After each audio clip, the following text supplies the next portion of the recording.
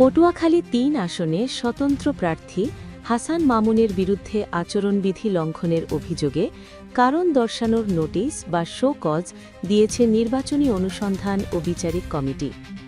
হাসান মামুনকে ৮ ফেব্রুয়ারি সোমবার দুপুর 2:30 পটুয়াখালী সদর সিনিয়র সিভিল জজ আদালতে অবস্থিত নির্বাচনী অনুসন্ধান ও বিচারিক কমিটির অস্থায়ী কার্যালয়ে সশরীরে অথবা যথাযথ প্রতিনিধির মাধ্যমে উপস্থিত হয়ে লিখিত ব্যাখ্যা প্রদান করার নির্দেশ দেওয়া হয়েছে।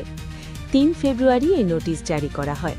নির্বাচনী অনুসন্ধান ও বিচারিক কমিটির চেয়ারম্যান সাব্বির মোহাম্মদ খালিদ এই নোটিশে স্বাক্ষর করেন। অভিযোগটি দায়ের করেন বিএনপি সমর্থিত সংসদ সদস্য প্রার্থী নুরুল হকের মিডিয়া সেলের প্রধান সমন্বয়ক মোহাম্মদ আবু নাঈম।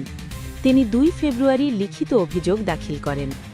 অভিযোগে বলা হয়, ১ ফেব্রুয়ারি রাত আনুমানিক ৯টার দিকে গলাচিপা উপজেলার আমখলা ইউনিয়নের কাজীর স্ট্যান্ড ও গাজীর স্ট্যান্ড এলাকায় ট্রাক প্রতীকের প্রার্থী মোহাম্মদ নুরুল হকের নির্বাচনী কার্যালয়ে হামলা ও ভাঙচুর চালানো হয়। এ সময় সেখানে উপস্থিত নেতাকর্মীদের গালিগালাজ করা হয় এবং ভয়ভীতি ও হুমকি দেওয়া হয়। অভিযোগে উল্লেখ করা হয়, ২৮ জানুয়ারি গলাচিপা উপজেলার আমখলা ইউনিয়নের তাফালবাড়িয়া এলাকায় একটি নির্বাচনী সভায় প্রতিদ্বন্দ্বী প্রার্থীকে উদ্দেশ্য করে বানোয়াট, মানহানিকর ও আপত্তিকর বক্তব্য দেওয়া হয়।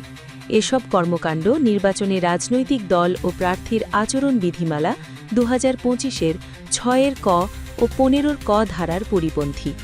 এছাড়াও নির্বাচনী প্রচারকালে আচরণবিধির একাধিক ধারা লঙ্ঘনের অভিযোগ আনা হয়।